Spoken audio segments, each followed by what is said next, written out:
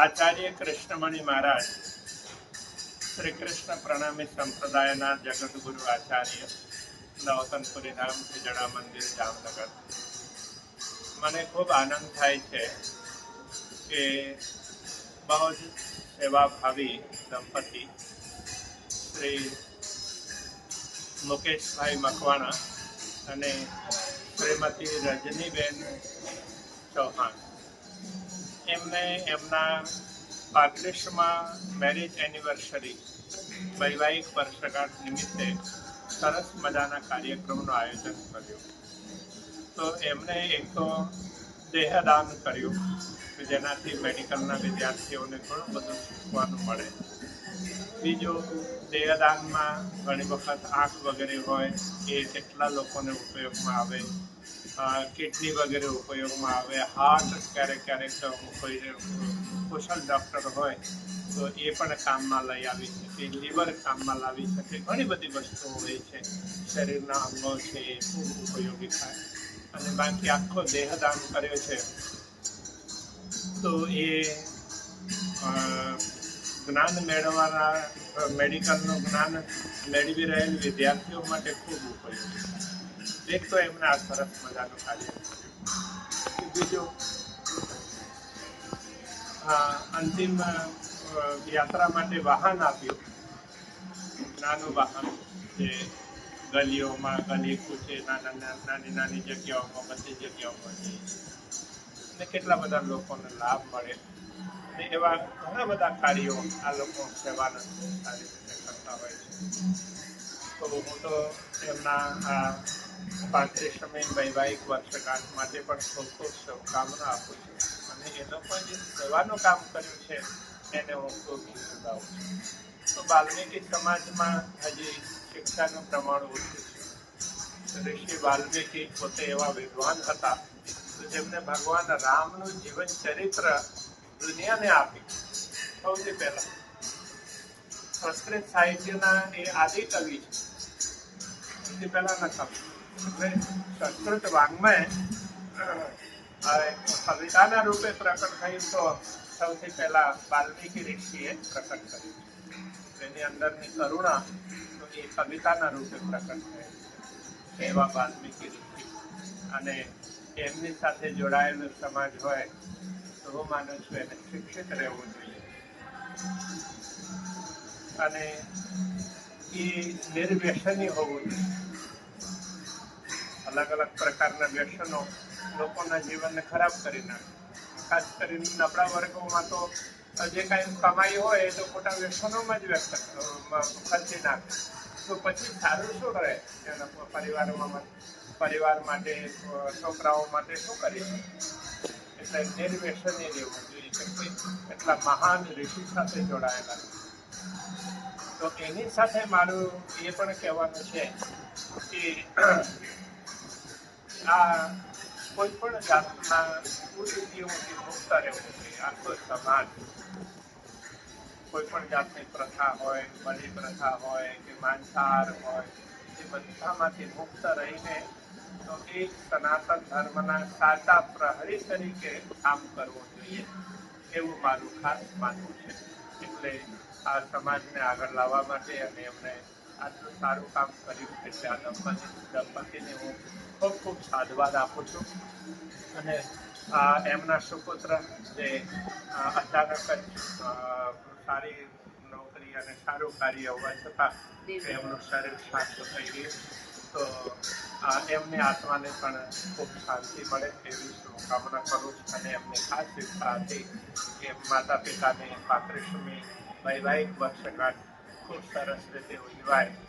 તો આ સરસ રીતે ઉજવાય છે તો એમાં એની ચેતના પણ ખૂબ પ્રસન્ન થતી હશે એવું મારું માનવું. પ્રસન્નતાની વાત છે કે ગરીબો માટે ખૂબ ઉપયોગી થઈ રહ્યા છે. એક MBBS વિદ્યાર્થી જે MBBSમાં ભણવા જઈ રહ્યો છે, પછી એ MD કરે ત્યાં સુધી એમનો ખર્ચો એ લોકો ભોગવાના છે. એમના સમાજનો કોઈ પણ વિદ્યાર્થી છે કાલે મેડિકલ ડૉક્ટર બને અને સમાજ માટે ખૂબ ઉપયોગી થાય એ રીતે તૈયાર થાય એના માટે એમને સહયોગ કરી રહ્યા છે. કે એ પરિવાર બિલકુલ આર્થિક રીતે વિપન્ન છે, એમના મા બાપ છે બિલકુલ સામાન્ય કામ કરતા હોય છે અને એની પાસે હોસ્ટેલનો ખર્ચો પણ ઉઠાવી શકાય એવી પરિસ્થિતિ નથી. તો આ ખર્ચો આ પરિવાર આપે રહે છે, આ દંપતી આપે છે, તો એ પણ ખૂબ સારી બાબત ગણાય.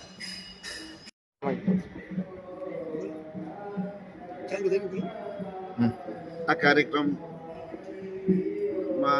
સૌરાષ્ટ્ર અને ગુજરાત અને મુંબઈથી પધારેલ એવા મહાનુભાવો શ્રી ચૌહાણ સાહેબ ઉદ્યોગપતિ હતા, મુંબઈથી પધારેલ. ભરૂચથી ડીસી સોલંકી સાહેબ ઉદ્યોગપતિ અને સામાજિક કાર્યકર, ઓલ ઇન્ડિયા સફાઈ વાલ્મીકી સમાજના પ્રમુખ. સુરેશભાઈ ટીમાણીયા જુનાગઢથી પધારેલ હતા. દીપકભાઈ મકવાણા જુનાગઢથી પધારેલ હતા. વાંકાનેરથી કિશોરભાઈ પરમાર, રાજકોટથી યતિનભાઈ વાઘેલા કે જે એમના ફાધર પૂર્વ ધારાસભ્ય અને સામાજિક આગેવાન હતા.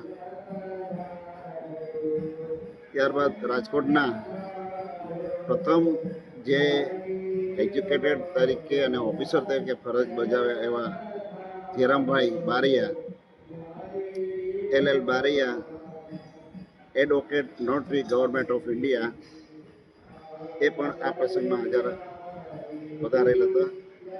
ભાવિનભાઈ બારૈયા, જામનગરના બેંક ઓફ ઇન્ડિયાના ઓફિસર તરીકે શ્રી પીસીભાઈ વાણિયા,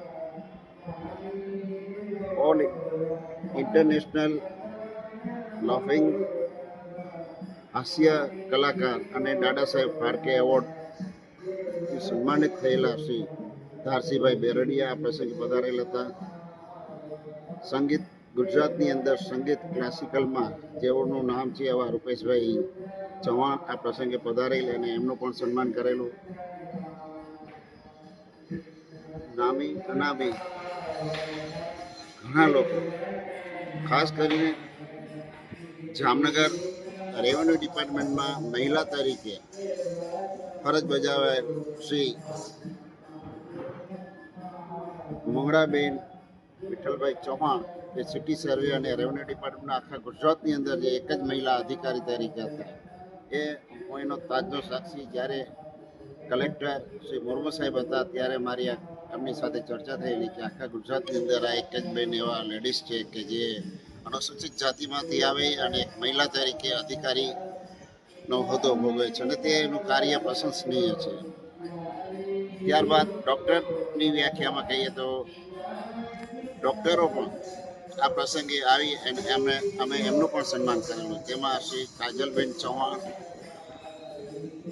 પૂજાબેન સોલંકી જે MBBS પૂર્ણ કરેલ છે ચૈનામાં, કાજલબેન ચૌહાણ જે JMCમાં મેડિકલ ઓફિસર તરીકે ફરજ બજાવે છે, હિતાલીબેન ભરૂચમાં MBBS પ્રથમ વર્ષમાં જેઓ અભ્યાસ કરે છે, તેમજ હિમેશભાઈ કે જેના મધર ફાધરને કોઈ પણ જાતની ઇન્કમ નથી અને અતિ ગરીબ માણસ છે.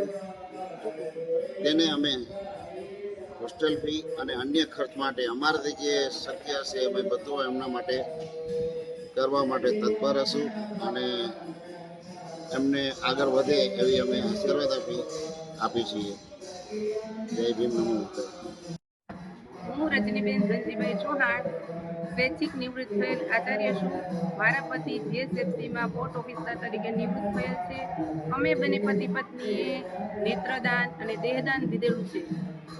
એટલા માટે એનો ઉદ્દેશ એ છે કે આંખો છે એ આપણી બીજા જેને મળશે એ લોકો અંધકારમાંથી એમને પ્રકાશ મળશે અને આ દુનિયા જ્યાં સુધી જીવશે ત્યાં સુધી અમારી આંખો છે એ પણ આ દુનિયા જોશે.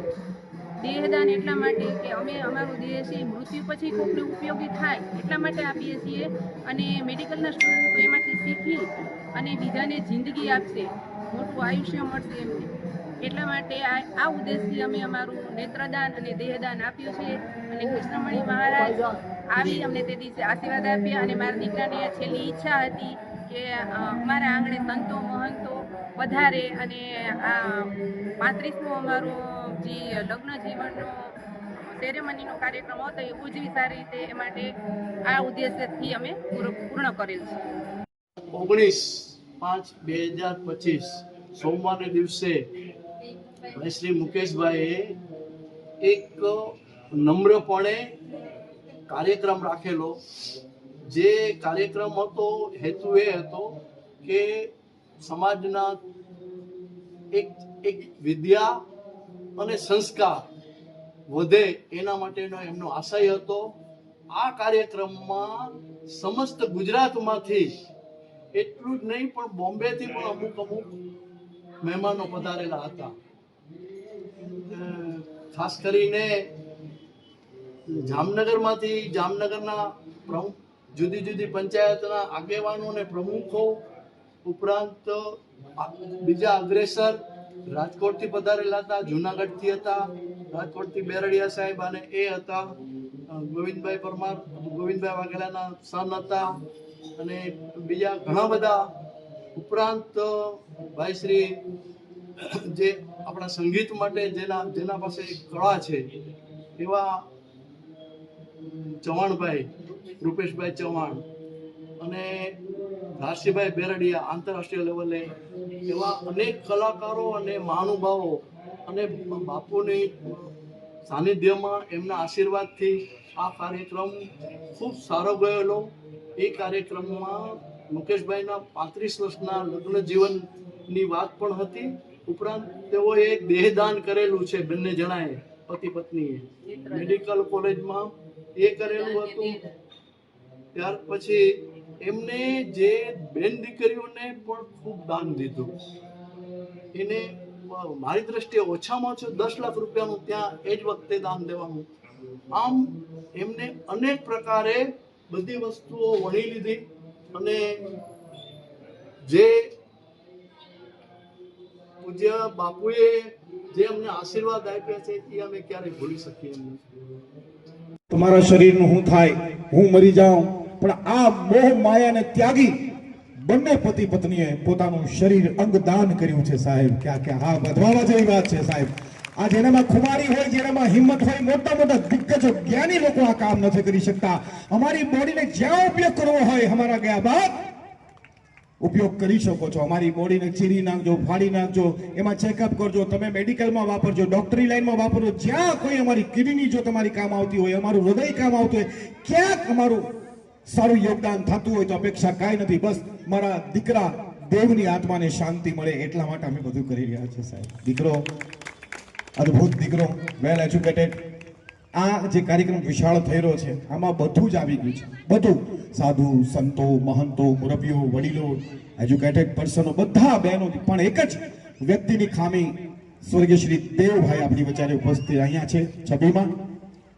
એમની ઈચ્છા હતી કે આ કાર્યક્રમ આવો જ થવો જોઈએ અને આજે એની આત્મા કહેતી હશે કે ખરેખર મેં જેવું વિચાર્યું હતું એનાથી પણ વિશેષ મારા મા બાપે કર્યું. ખાસ કરીને આવા કાર્યમાં બહેનો દીકરીઓને કહે છે ને કે ભાઈ બહેનો દીકરીઓને સાચવી લ્યો તો એ આત્માને મુક્તિ મળી જાય. દરેક બહેનો દીકરીઓ અને એમને સોનાની ચૂકવું છે કઈ ફૂલની પાકડી આપી છે એ મકવાણા પરિવાર તરફથી છે. એમણે મને વાત કરી હતી કે મારા 6 ભાઈ તરફથી છે, મારા એકલા તરફથી નથી, મારા દેવ તરફથી છે, મારી બહેનો દીકરીઓ તરફથી છે, મારી ધર્મપત્ની તરફથી છે.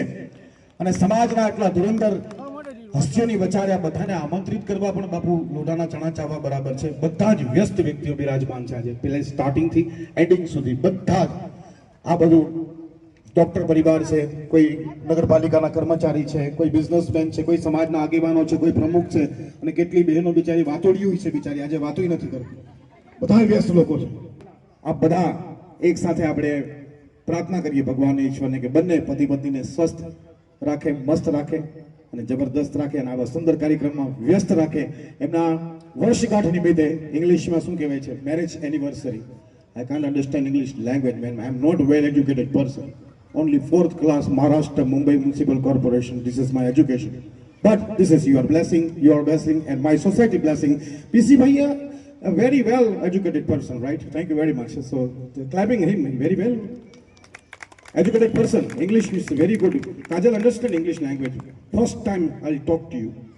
તો પછી હોય કઈ સન્માન કરે છે બધા જ રમેશભાઈ સારી રીતે જાણે છે કે સમાજના બધા દિગ્ગજ હસ્તીઓ સ્ટેજ ઉપર બિરાજમાન છો. આપ લોકોને પણ કોટી કોટી વંદન. સમાજનું ખૂબ સુંદર કાર્ય આપ લોકો કરી રહ્યા છો.